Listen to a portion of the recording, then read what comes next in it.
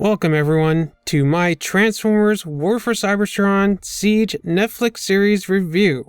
Because this is a Netflix show, of course they dropped the entire season on us all at once, instead of parsing it out one episode per week like other streaming services might have. Meaning me doing individual episode reviews at this time is kind of pointless because you're going to want to binge the entire run, and so am I. So I decided to do one big review where I give my overall thoughts on the season.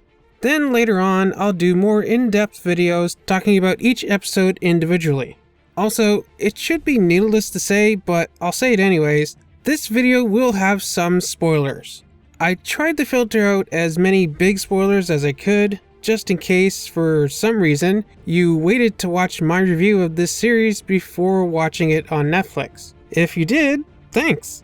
You must really like my reviews. But if you haven't watched the series yet, I'd still suggest watching it first, then coming back here and watching my review. The show is only 6 22-minute episodes. That's 132 minutes total, which is less than the run of the first live-action Transformers movie. So if you care about being spoiled at all, go give it a watch and then come back here. Okay, let's get to it. First, let's talk about the cast. Unlike the previous Prime Wars trilogy done by Machinima, this series does not bring in any big name actors. No Peter Cullen as Optimus Prime, no big celebrity guest stars like Mark Hamill or Ron Perlman, although on the bright side there's also no wrestlers, YouTubers, or other internet celebrities playing characters either, at least for the most part.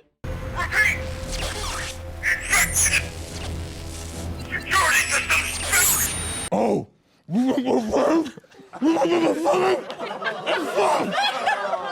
We have some returning voice actors like Jake Fauci, who played Optimus Prime in Cyberverse, who also plays Optimus here. Am I that obvious? Kind of. Jason Morocha and Frank Todaro, who played Megatron and Starscream respectively in the Prime Wars trilogy, also return. They did a good job in that series, and they do the same here. If I led the Seekers, I would have already brought you Prime's head. If you are not careful, your ambition will be your undoing, Starscream. There's also Keith Silverstein, who voiced Frenzy, Rumble, and Blastoff in the War for Cybertron, Fall of Cybertron, and Rise of the Dark Spark games. Now he's taking a big step up, and I do mean big, as he's going from playing mostly cassettes to playing two of the biggest bots in this show, Jetfire and Omega Supreme. It won't be Megatron's plan that leads to your doom. And finally, Sophia Isabella, who plays RC in this show, is also a returning voice actor from Cyberverse, where she was the voice of Windblade in that show. Disappointingly, RC only shows up in the last couple episodes and doesn't get very many lines. Got it. Other than that, the cast is mostly comprised of actors who have primarily worked on anime or video games. It's disappointing that this seemingly being a big budget Netflix show targeted at a slightly older audience, you'd think they get some of the bigger name veteran voice actors.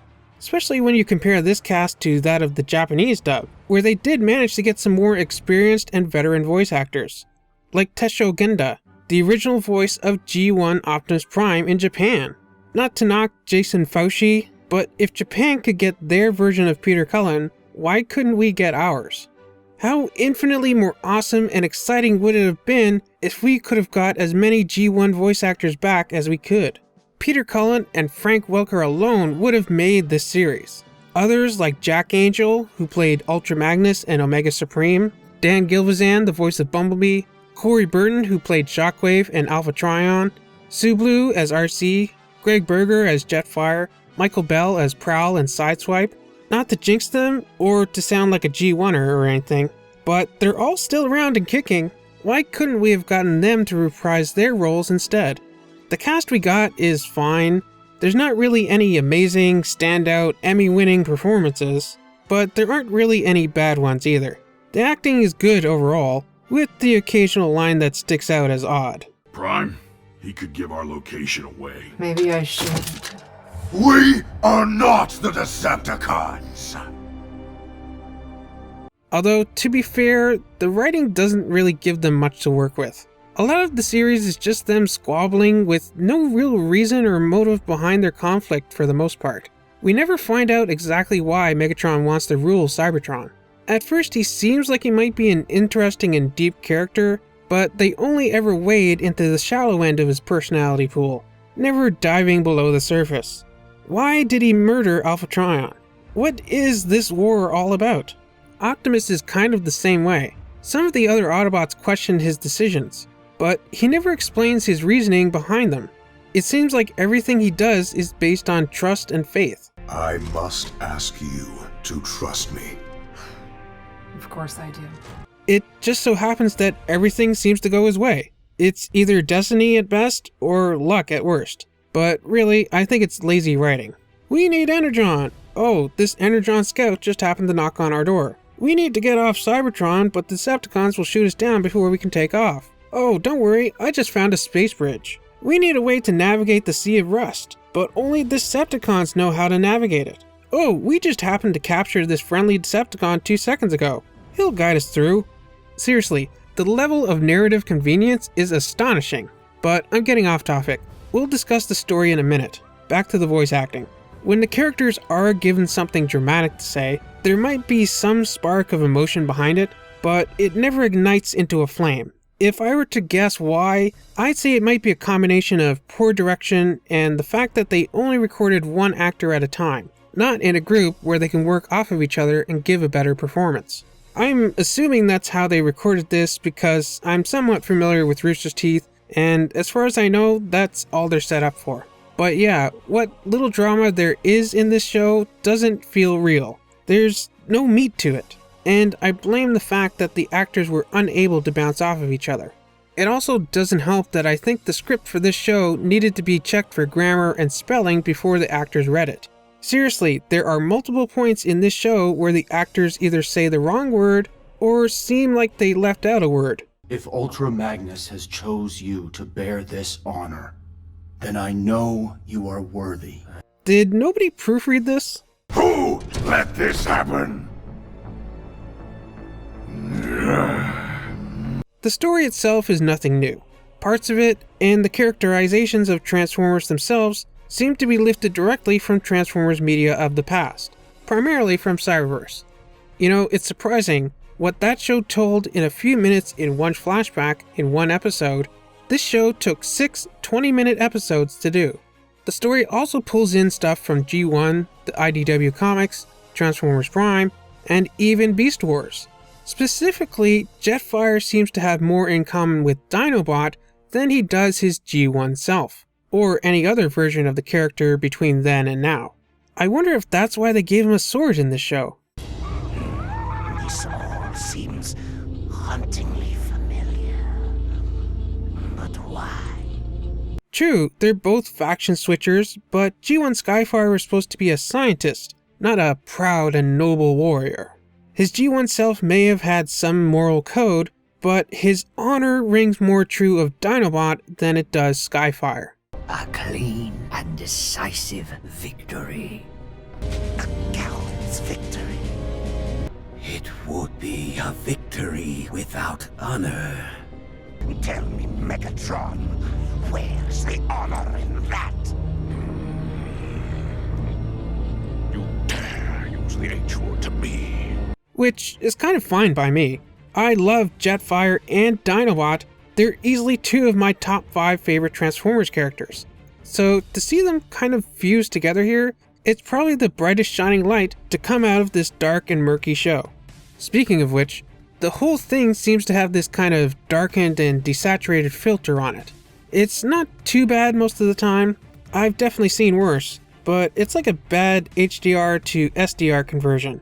There's often times while I'm watching this, especially when it combines with other lighting and atmospheric effects, to the point where I'm not sure which character is which, or who just died or not. Which, to touch on that for a moment, I feel like this show has the same problem as the movies. No respect for the characters. A lot of times, named characters will die just to make the show seem more dark and mature. But they're almost never built up to or have any weight behind them. They're just thrown away as cannon fodder when there's literally countless nameless red shirts that they could do the same thing with and not kill off someone's favorite Transformer for no reason. The only character who has any build-up or weight to his death is Impactor. And even him, I wasn't like, oh no, Impactor. Instead, I was more like, oh, well, that one actually makes sense. It's like they wanted to turn Transformers into Game of Thrones. Wait, now that I say that, I'm reminded. Isn't that what one of the writers said about this show? Oh no, that was what they said about Combiner Wars. Huh, right. But back to the animation. I thought it was fine, I guess. I certainly didn't notice any specific errors, other than for how much they were touting that the character models were based on the toys' CAD models and that they transformed like the toys. They don't exactly move like the toys. And this may be me nitpicking, but I didn't see any character use their bicep swivel. A lot of times, if a character was rotating their arm, they were doing so at the shoulder, not the bicep where they should be. Sometimes to such a degree that the shoulder piece is rotated so far that you can see where the joint to the torso should be. Maybe that's just me, but I think if you're going to go through the trouble of making the animation models using the toy CAD models, they should move using the toys joints where possible. It may look less organic and more robotic, but hey, these are robots. It seriously looks like they mapped the Transformers models to a human wireframe the way some parts move and stretch. It just doesn't look right for the characters. Sometimes these were distracting and took me out of the show. Like the first time we see Prime walking, he does this kind of sexy hip walk, but then Alita does the same walk. So I guess they just gave him the same walking animation? But really, if I were to change anything about the animation, it'd be some of the character models.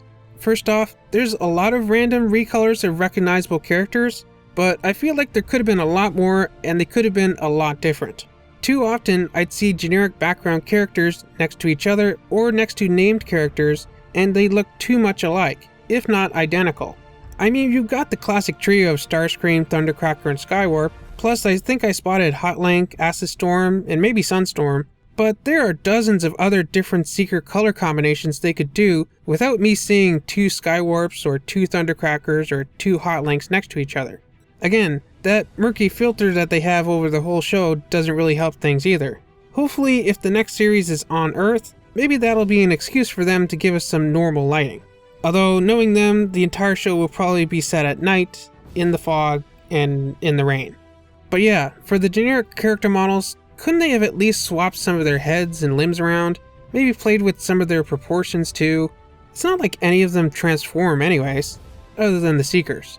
In addition to repeated character models, I also noticed times that there were repeated animations, sometimes even right next to each other.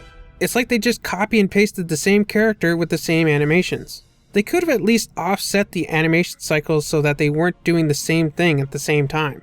Another thing that took me out of it was Alita 1, RC, and Bumblebee's character models. They're the only ones not based on Siege toys, and it shows. Alita kind of gets away with it because she's almost as boxy and greebly as Chromia and the rest of the characters. Bumblebee almost fits too, except his chest and back don't look quite right. Like his car hood chest is too flat, and the tire on his back is way too small. And I'm just not a fan of his head and face design. And finally, there's RC, who I was super looking forward to seeing in this series. I'm a big fan of the character. I knew before going into this that she was going to be played by Sophia Isabella, who played Windblade in Cyberverse, and RC hadn't been shown in any of the trailers. So I was hoping for some kind of cool, chunky, original Cybertronian design in line with the other Siege figures, but then we finally get to see her, and she's basically just a 3D model of G1 RC. I mean, if you didn't know that this show existed, and I just showed you this shot here, and told you that it was from a new G1-inspired Transformers game for the PS4, like a Tatakai or Devastation sequel, you'd totally believe me because that's exactly what she is. She's just G1 RC. I guess it should be no surprise then that none of these 3 characters transform, even at points where you think they should. It's almost comical that when B, RC, and Cog are escaping from Sound Blaster, they have to do so in another vehicle because none of their character models are designed to transform into car modes. Even Cog, whose toy can actually transform into a vehicle, only ever transforms into his weapon backpack mode. Even some of the other characters who are based on their Siege toys don't transform. Actually, I say there's more Transformers who don't transform in this show than there are who do. And I'm just talking about regular named characters, not even generic background characters. For example, as far as I can recall, we never see Sideswipe or Red Alert in their car modes. And there's a lot of random Sideswipe repaints. They're almost like the Autobots version of the Seekers. Are you telling me that they didn't design them to transform? Another thing that struck me as odd about this show is the fact that for a show made by Netflix and Rooster Teeth, there wasn't as much action as I thought there'd be. And the action that is in the show wasn't really mind-blowing, well-choreographed scenes. It's either one shot and he's dead, or it's Star Wars stormtroopers shooting at each other 6 meters apart and not being able to hit anything. I mean, you don't have to go so crazy over the top that it feels disingenuous to the franchise, like that Death Battle episode, but come on, give me something. We have all these characters with battle damage.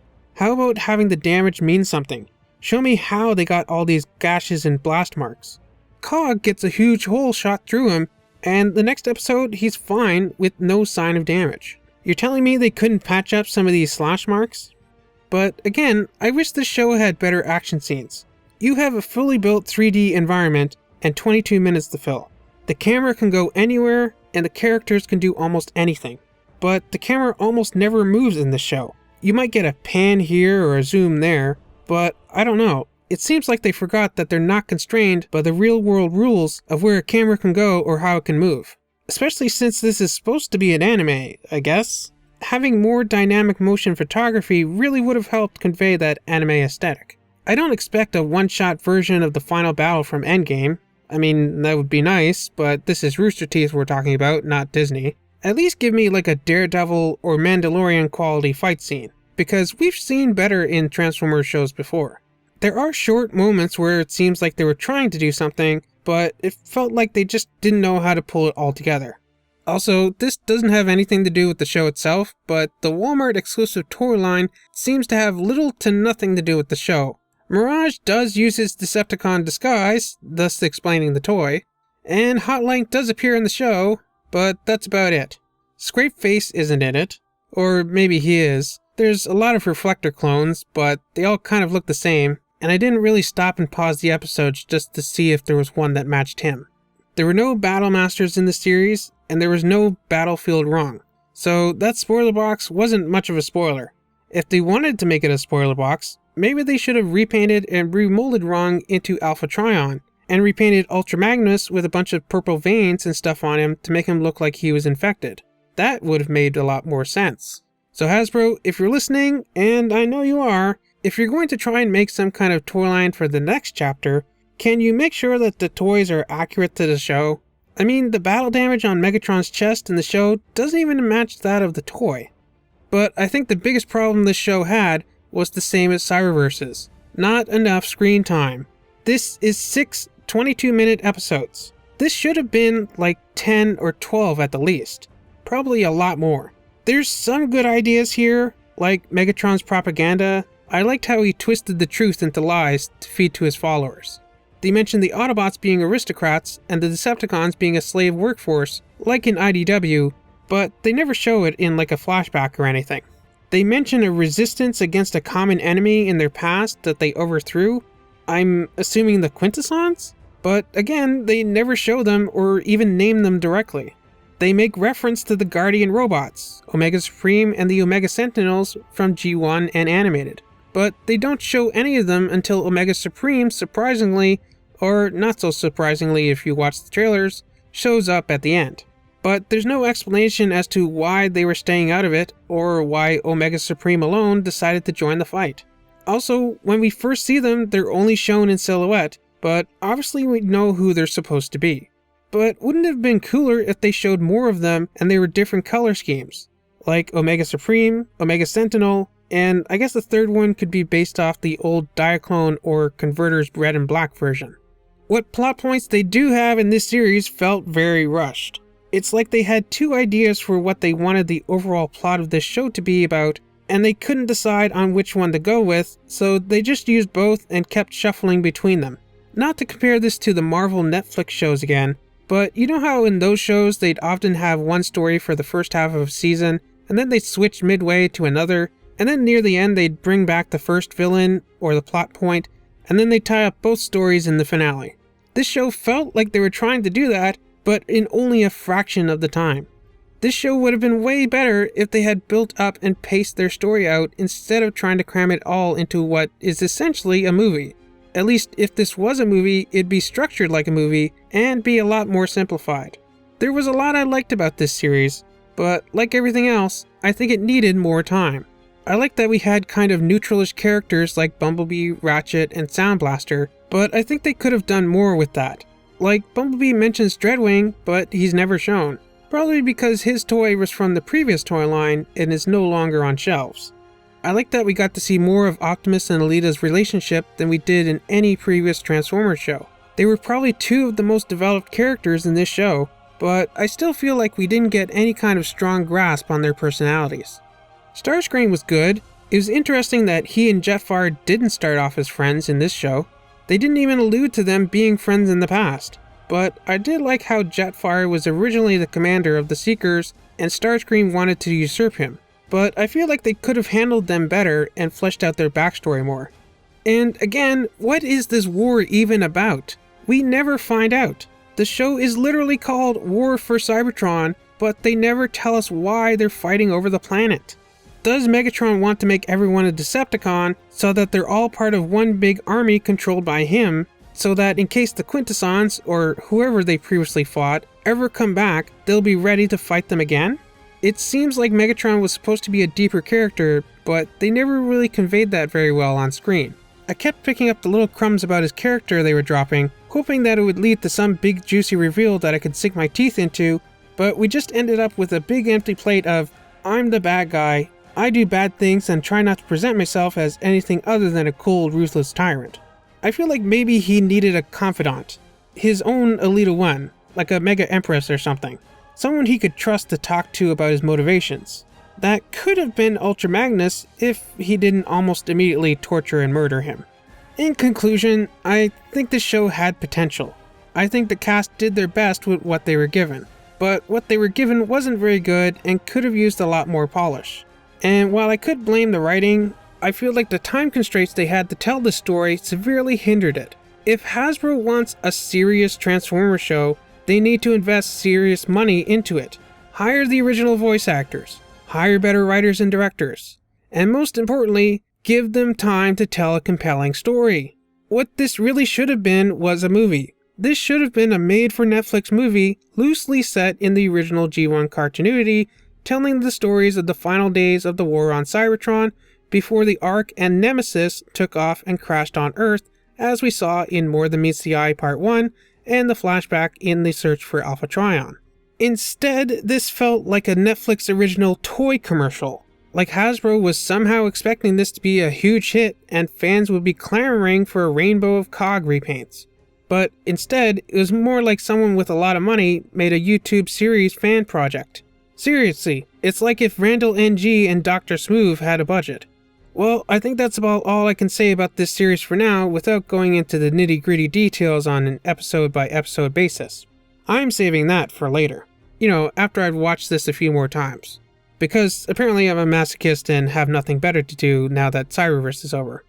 So let me know what you thought of this first chapter of the Transformers War for Cybertron trilogy. Did you like it? Did you hate it? Don't forget to like, subscribe, and do all that other fun stuff. Thanks for watching, and check back soon when I'll take a closer look at each episode in this first season.